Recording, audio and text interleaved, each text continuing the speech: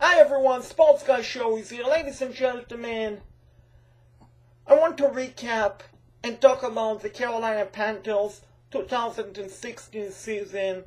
I want to give you my thought why the Carolina Panthers finished with a 6-10 record. Toward the end of the video, I will talk about a couple of the free agents for Carolina Panthers, which I feel like they need to keep. And also, toward the end of the video, I will talk about some players who I feel like the Carolina Panthers need to cut.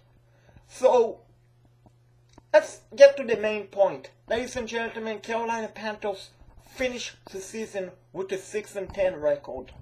Now, part of the reason why the Carolina Panthers finished with a 6-10 record has to be breaking down into 4 areas. Number 1, effort. Playoffs effort. Number 2, injuries. Number 3, missed opportunities, or as Ron Rivera likes to say, or as I would like to say, bad execution and very bad play calling. So, let's break down effort. Some players did not have a good season. Some players had a pretty bad season.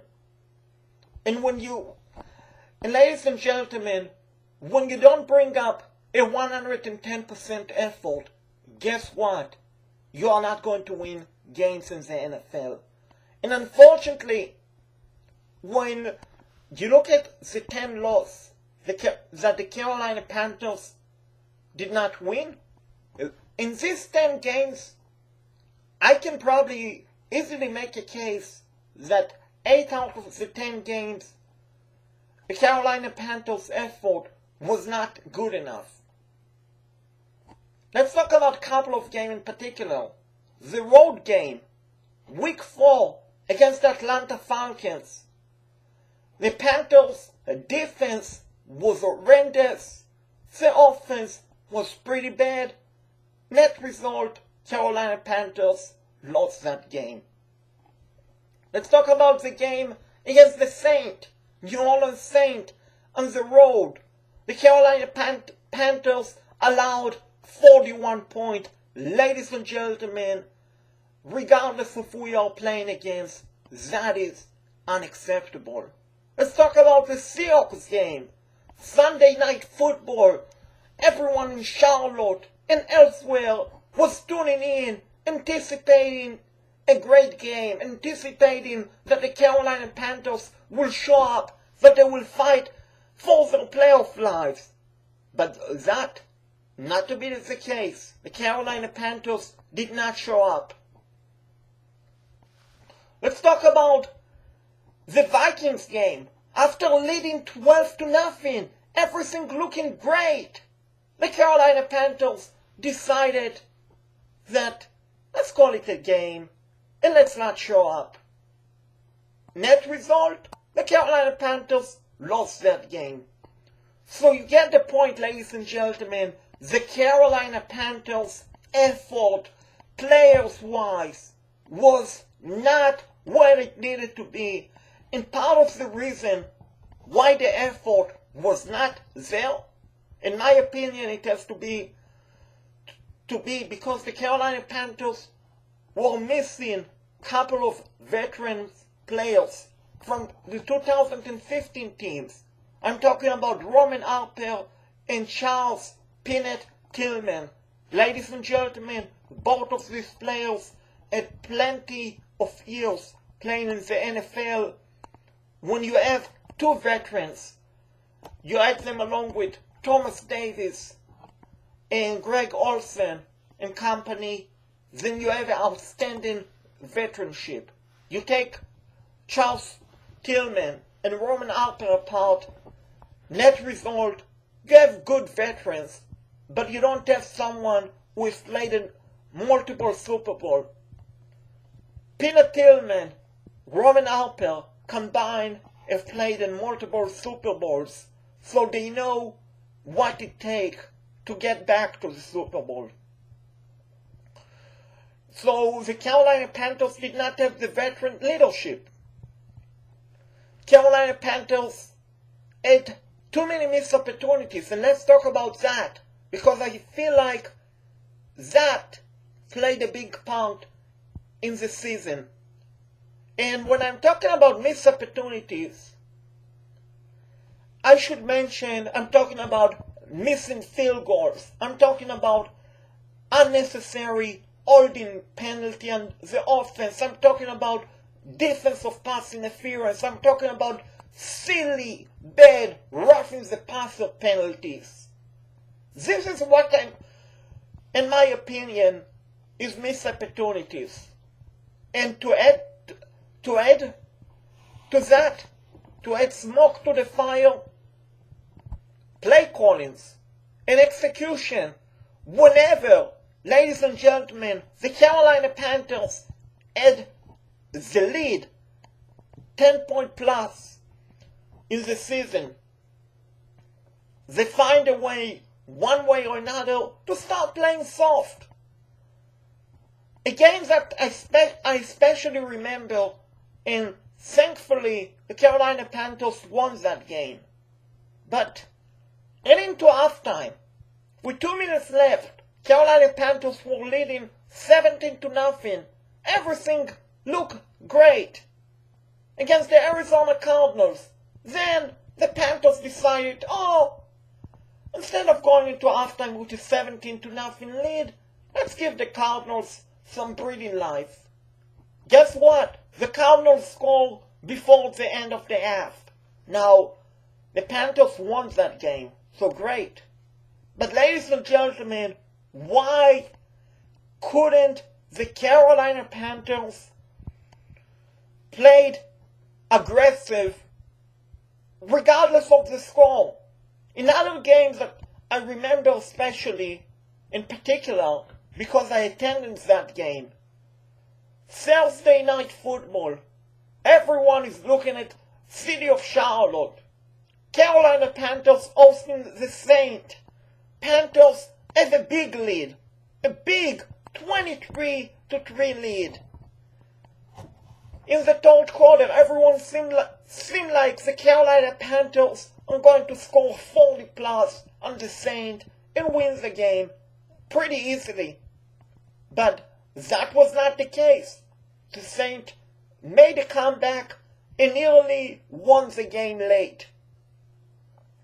So, the aggressive part was not where it needed to.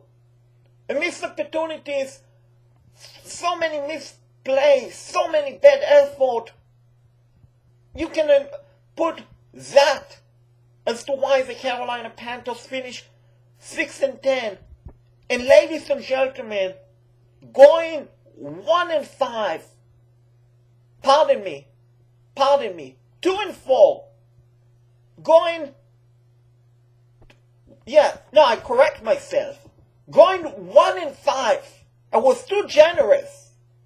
Going 1-5 in the NFC South, that is unacceptable. You don't win your conference. You go 1-5. That is inexcusable. And part of the reason we can talk about injuries. And sure, the Carolina Panthers had too many injuries. But you know what? Everyone in the NFL has injuries. And it's all about the next man stepping up.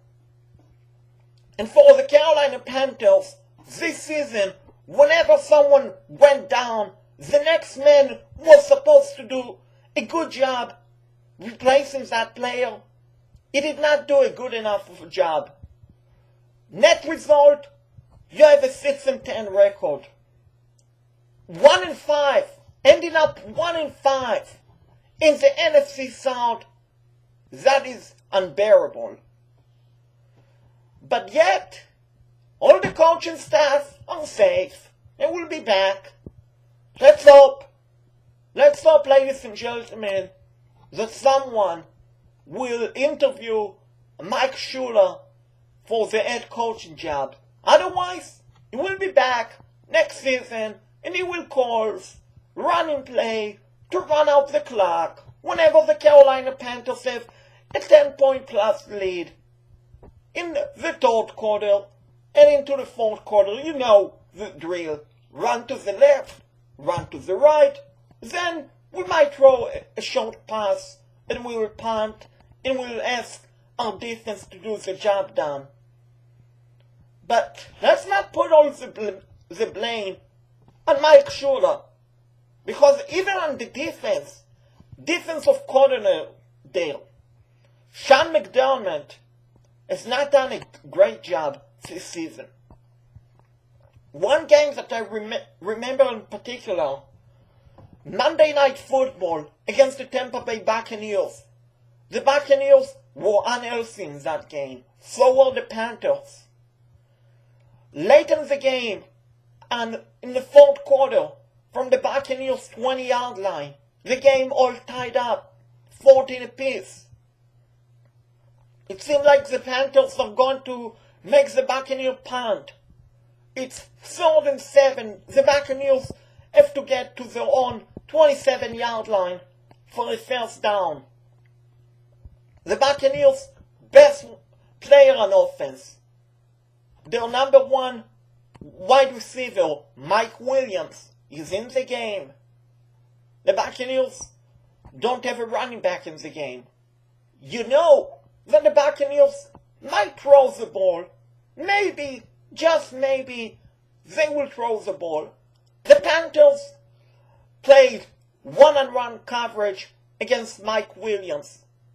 Against Mike Evans, not Mike Williams. Mike Evans, the Panthers decided to play soft coverage against Mike Evans. 10-yard back when he needed 7 yards. Net result, the Buccaneers pick up a first down and they made the winning field goal and they won the game 17-14. So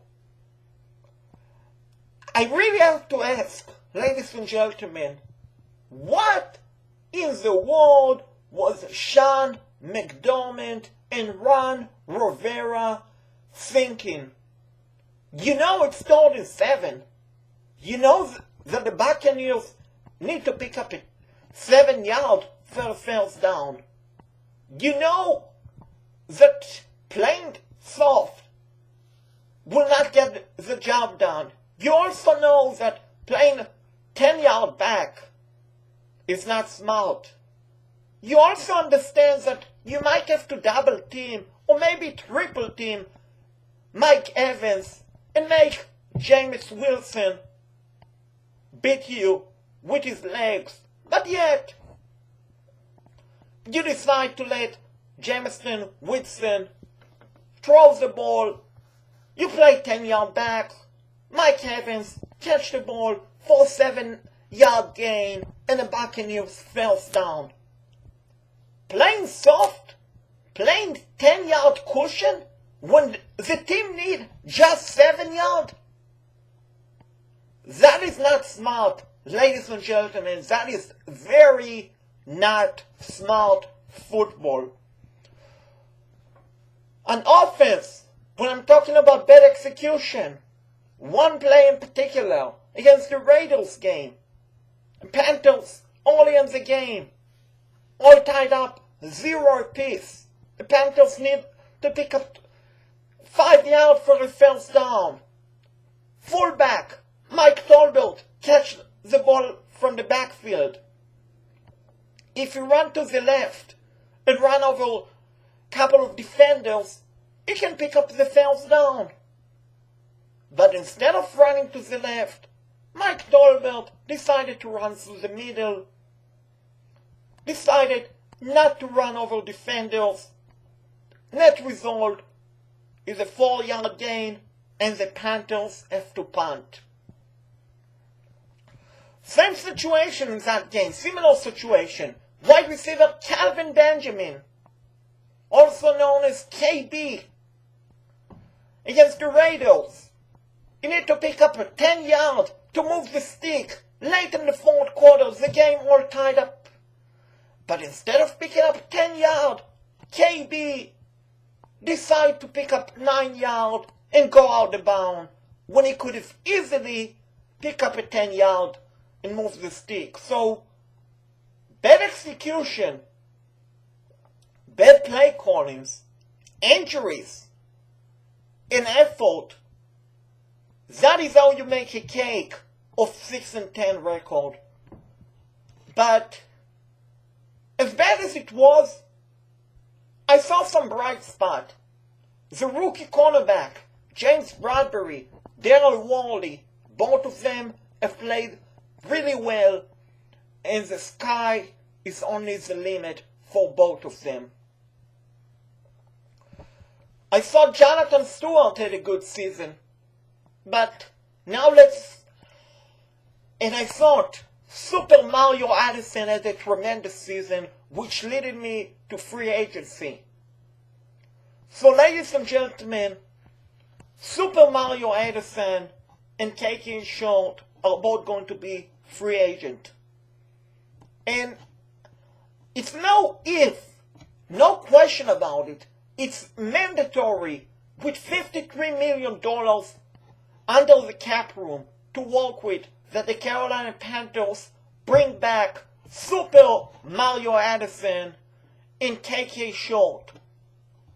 If they don't bring them back, the Panthers will even be worse off in 2017. So it's mandatory that the Carolina Panthers bring KK Short and Mario Addison back. Other free agents, Ted Ginn Jr., he had a good season. But ladies and gentlemen, believe it or not, I don't feel like the Carolina Panthers should bring back Ted Ginn Jr. And the reason I'm saying that, you look at the upcoming draft, you look at wide receiver and kickoff and punt specialist, Ryan Switzer, out of North Carolina, University of North Carolina. Switzer can do anything that Ted Ginn can do. He can return punt, he can return kickoff, and he can make spectacular catch. And is more reliable than Ted Ginn Jr. Having the chance to watch Ryan Switzer in 4 years playing in the University of North Carolina, you have not seen Ryan Switzer drop the easy pass. Something that Ted Ginn has done while playing for the Panthers. He would drop the easy pass, then he would make a spectacular catch. Ryan Switzer has not dropped the easy pass. He's made tremendous catch throughout his career at the University of North Carolina, and he will be a great, cheaper replacement for Ted Ginn Jr. Mike Reynolds, another free agent. I understand that he had to step in and try to replace Michael Orr with a concussion, and I want to wish speedy, quick recovery to Michael Orr. But ladies and gentlemen, as far as Mike Reynolds, I don't bring him back. His nickname throughout Carolina Panthers fan base this season was not Mike Reynolds, was not the Bill Man. If he had a big bill, the red bill man, he has a red bill. But his nickname for Carolina Panthers fans was false start number 74. The reason false start number 74 is whenever the Carolina Panthers were on offense, whenever the official throws the penalty flag for a false start, you know it's going to be against number 74, Mike Reynolds. So that is one player where I don't bring back. Also AJ Klein. He did a decent job of replacing Luke Kuechly, but not a good enough job. So if I'm the Carolina Panthers, I look elsewhere. Either in the draft, or even I let David Mayo try to step in and be the backup linebacker, or I look into free agency for replacement. As far as kickers, Graham Gano, you got to go. Graham Gano missed way too many field goals this season, was unreliable, and when your kickers miss too many field goals, it's time to cut him.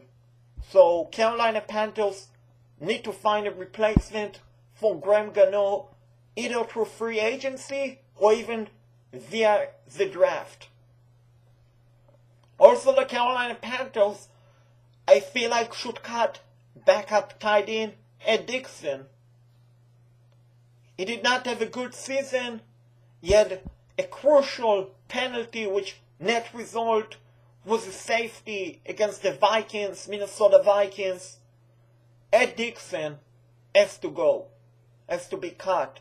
The same applied to Mike Tolbert. His effort was not good enough. The Carolina Panthers need to cut Mike Tolbert.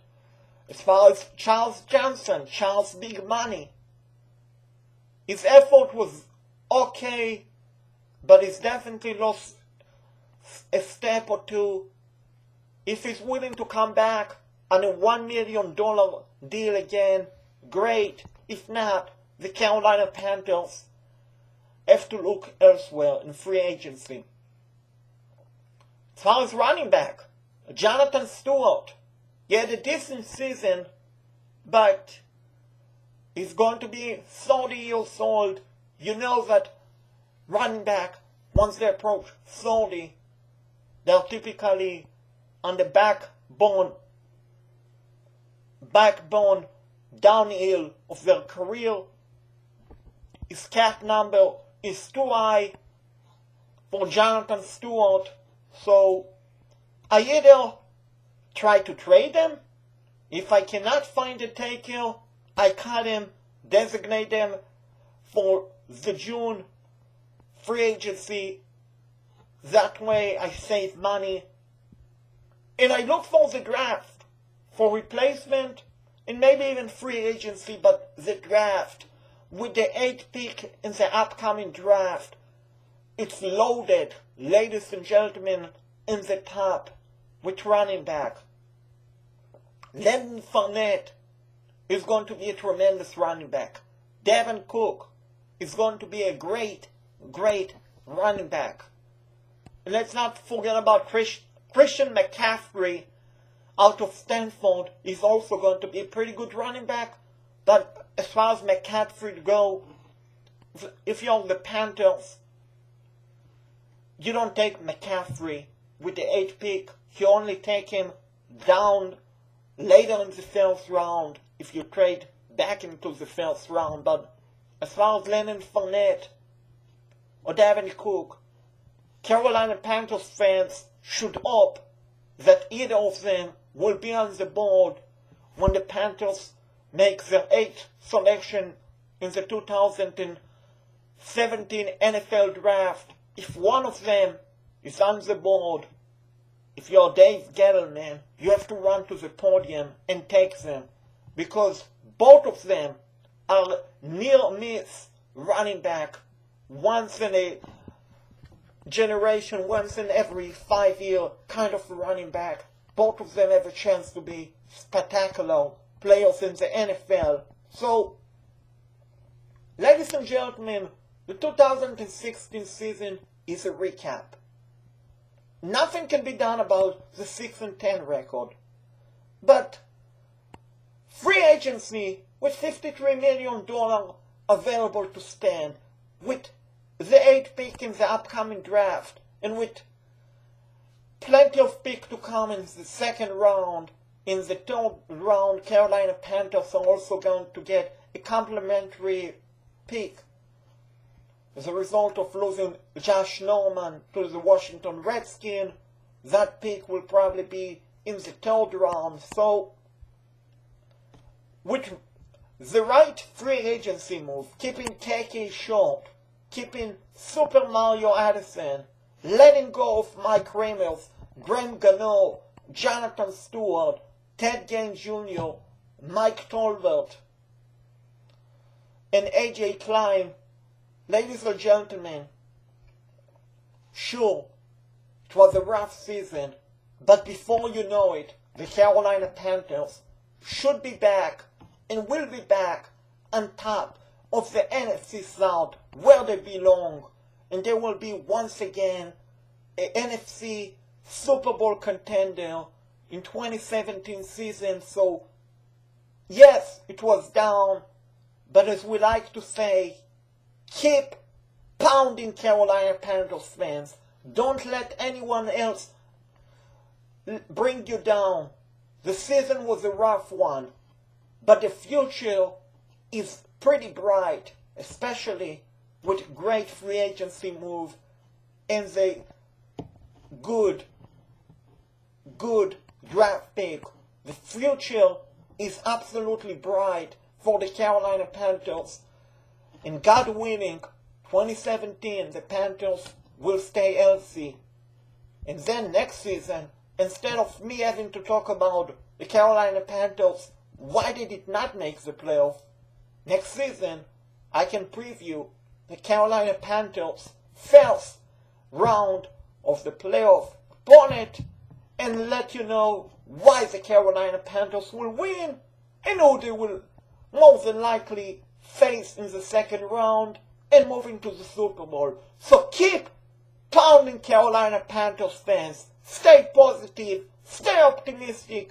As you know, 2017 will be the Carolina Panthers season to get payback and to win the Super Bowl. So keep pounding, Carolina Panthers. Sports Guy Show is signing off.